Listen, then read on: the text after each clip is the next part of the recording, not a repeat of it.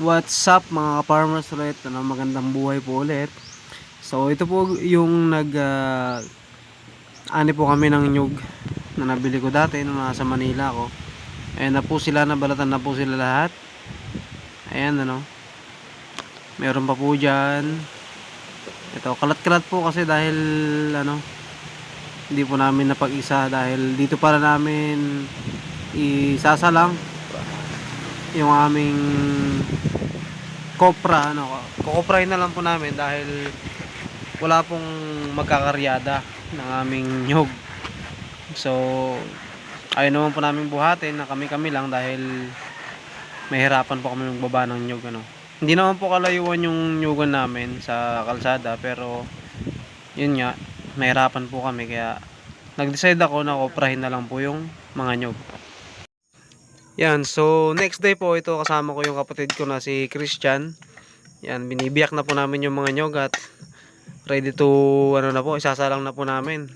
Ayan iniipon po namin yung mga may tubo na, yung tinatawag nilang ansapal ng nyog, ganun ba yun tawag dun, or yung tubo nya. Masarap po kasi kainin yun ayan medyo hindi pa sanay magbiyak to si kapatid. Yan, marami na pong nagpausok din po kami para mawala yung mga lamok dito sa aming nyugan. Yan, nag-ipon pala ako ng mga tubuan para isusunod natin ay tatanim sa may mga namatay na nyug. So ayan, ito na po yung ating ginawang kuprahan. Naghakot na po ako para sasalansan na po. So ayan, ang ginawa ko pong salansan dyan, yung una nakatayo. Yan, kung makikita nyo po, ayan ito po yung ating nyugan. Ayan, hindi po ako masyadong makapag-video dahil ito po yung yung ilalim. Ayan.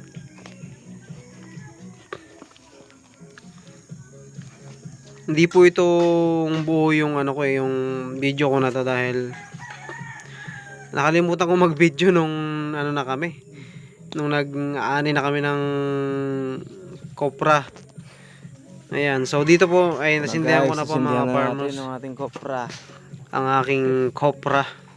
Ayan Ayan na, pinapausukan na po natin. So ganyan po yung sa may babaw yung pagkasalansan niya. Ito po kami magkopra dito sa amin. Taob. Medyo basa po kasi malakas yung ulan ng mga panahon po na yun sa amin. Talagang maganda kasi pag ganito kasi sa alos isang linggo na umuulan kaya natagalan din po kami.